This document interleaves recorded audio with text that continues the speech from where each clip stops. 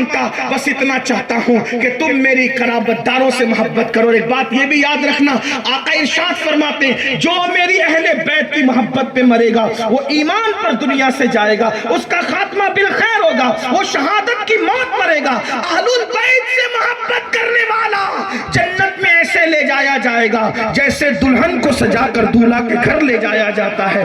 اور میرے امام نے جب اہل بیت کی شان بیان کی تو کس انداز سے کہ امام کہتے ہیں خون خیر الرسل سے ہے جن کا خمیر, ان کی بے لوث تینت پہ لاکھوں سلام. اور کہتے ہیں آب تطہیر سے جس میں پودے جمے اس ریاض نجابت پہ لاکھوں سلام. سیدہ ظاہرہ طیبہ طاہرہ جان احمد کی راحت پہ لاکھوں سلام. اس لیے میری گزارش ہے, آقا نے دوسری چیز کیا فرمائی؟ پہلی چیز نبی کی محبت, آل نبی کی محبت, اور تیسری چیز اپنی اولاد کو قرآن کی تعلیم دو, قرآن سکھاؤ.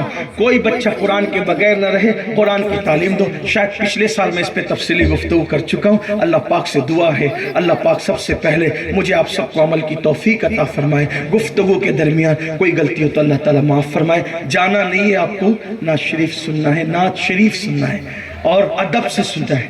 ایک بات نعت شریف کے بارے میں کہہ دوں, ایک بات سن لیں, ایک بات سن. نعت شریف کی کیا برکت ہے, نعت شریف کی سن لے. بات میرا عنوان پورا ہو گیا لیکن سنو نعت شریف کی کیا برکت ہے. اللہ اکبر. ایک بہت بڑا نام ہے نعت خانوں کی دنیا میں, علامہ شرف الدین بوصیری رحمت اللہ علیہ کا. کیا نام ہے؟ شرف الدین. مل کے بولو کیا نام ہے؟ شرف الدین. ایک ان کا قصیدہ ہے, اس کا نام ہے قصیدہ بردہ. کیا نام ہے اس کا؟ قصیدہ بردہ. کہتے ہیں چادر کو, چادر والا قصیدہ. کیوں نام پڑا پتہ ہے؟ یہ شرف الدین بوصیری بڑے شاعر تھے. شاعر صاحب اگر موجود ہو شورا, ان کی توجہ چاہتا ہوں. بڑے شاعر تھے اور بادشاہوں کی شان میں قصیدے لکھتے تھے. ایک دن ایک مجذوب ولی سے ملاقات ہوئی, اتنے بڑے عالم شاعر. تو مجذوب بابا نے کیا کہا, شرف الدین تو اتنا بڑا عالم, اتنا بڑا شاعر, کیا کبھی تو نے رسول اللہ کی زیارت کی ہے؟ حضور کو خواب میں دیکھا ہے؟ اوہو بجلی گر گئی. ارے میں حاجی, نمازی, نیک, عالم, شاعر, پرہیزگار, میں نے اب تک آقا کو نہیں دیکھا. رو پڑے. مجذوب سے کہا سرکار نہیں دیکھا. تو کہا جب تو دوسروں کی تعریفیں کرتا پھرے گا تو کیا حضور کو تو خواب میں دیکھے گا؟ ارے حضور کی تعریف کر پھر دیکھ. بس دل پہ چوٹ لگ گئی, بات لگ گئی, استعفیٰ لکھ دیا. بادشاہ سلامت, کل تک کے آپ کی مدح سرائی کرتے تھے, قصیدہ خوانی کرتے تھے, اب ہم نہیں کر سکتے, معافی چاہتے ہیں. بادشاہ نے وزیروں کو بھیجا, امیروں کو بھیجا, کوئی نذرانے میں غلطی ہو گئی ہو تو معاف کریں, کچھ بات ہو گئی ہو تو بات کریں, کچھ کمی رہ گئی ہو تو بات کریں, جو کہو گے دیں گے, لیکن ہمارا قصیدہ پڑھو, ہمارا قصیدہ پڑھو. انہوں نے کہا کچھ نہیں. اب چھوڑ دیا بادشاہ, آمدنی ختم. بادشاہ چھوٹا, آمدنی ختم. اب کس کی نعت لکھ رہے؟ حضور کی. حضور کی نعت لکھنے میں کوئی آمدنی نہیں. بادشاہ کے قصیدے میں بڑی بڑی آمدنی, مگر یاد رکھنا بادشاہ دیتے ہیں تو اپنی اوقات کے مطابق دیتے ہیں, میرے نبی دیتے ہیں تو پھر اپنی شان کے مطابق دیتے ہیں. آئے آئے.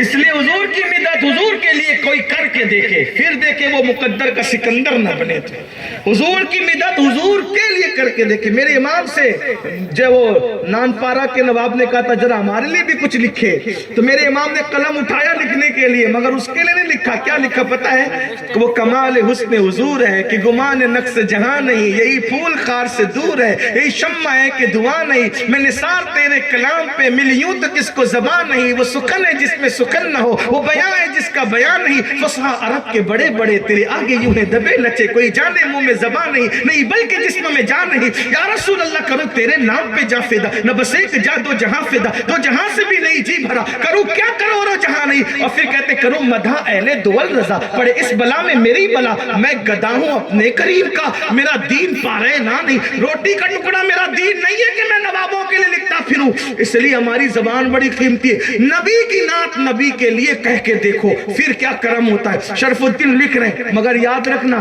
حضور سے عشق کرو, کوئی جانچے نہ جانچے, کوئی امتحان لے نہ لے, حضور خود ہی پہلے امتحان لینے لگ جاتے. اللہ اکبر. حضور خود ہی امتحان. میں نے بھی عرض کیا ہے حضور کے امتحان کی طرف اشارہ کرتے, کوئی شاعر تو نہیں ہوں لیکن حضور کی طرف میں کہا کہ یہ شب ہجر ہے اور پچھلا پہر, شب ہجر ہے اور پچھلا پہر ہے، چلے آؤ دیدہ وہ دل منتظر ہے، تمہیں ایک خستہ جگر تک رہا ہے، امین حضی شوق میں جگ رہا ہے، ملیح عرب تم نقاب اب الٹ دو، ملیح عرب تم نقاب اب الٹ دو، میرے زخم دل کی نمک پاشی کر دو، بہت آزماتے ہو تم، بہت یاد آتے ہو تم۔ یہ میں نے عرض کیا تھا، شاعر نہیں ہوں لیکن کبھی کبھی کچھ لکھ دیتا ہوں۔ ایک بات عرض کی تھی کہ کاش آنکھوں میں مجھ کو رکھ لیتے، کاش آنکھوں میں مجھ کو رکھ لیتے، سرمے چشم بن گیا ہوتا، دیکھ کر مجھ کو زینتیں کرتے، دیکھ کر مجھ کو زینتیں کرتے، آئینہ ان کا بن گیا ہوتا، دیکھ کر مجھ کو زینتیں کرتے، آئینہ ان کو بن گیا ہوتا۔ اور ایک شعر بہت خوبصورت مجھے لگتا ہے، اچھا بھی لگتا ہے، تو میں نے بھی عرض کیا ہے حضور علیہ السلام کی شان میں، کاش مجھ کو لے کے جاتے، کاش وہ مجھ کو لے کے جاتے صحرا میں، صحیح یاد نہیں آ رہا ہے، کاش مجھ کو روز لے کے جاتے صحرا میں، حلیمہ دائی کی بکری ہی بن گیا ہوتا۔ اور مقطع میں عرض کیا تھا کہ امین خستہ کا اٹھتا جنازہ طیبہ میں، امین خستہ کا اٹھتا جنازہ طیبہ میں، مراد اپنی بیچارہ یہ پا گیا ہوتا، مراد اپنی بیچارہ یہ پا۔ اس طرح سے کبھی کبھی کچھ بغیر تک کے بے جوڑ جملے جوڑ کر کے نعتیں کبھی کہنے کی کوشش کی جاتی ہے، تو ہم بھی اس صف میں کھڑے ہیں کہ کاش کرم ہو جائے۔ تو شرف الدین بوسیری لکھتے ہیں، علامہ شرف النعت لکھتے ہیں، آمدنی بند ہو گئی، اچانک بیمار ہو گئے، اور بیماری اتنی بڑی کہ فالج ہو گیا، لقوہ ہو گیا، لقوہ۔ اب نہ آمدنی ہے، نہ کھانا ہے، نہ پینا ہے، پریشان ہے۔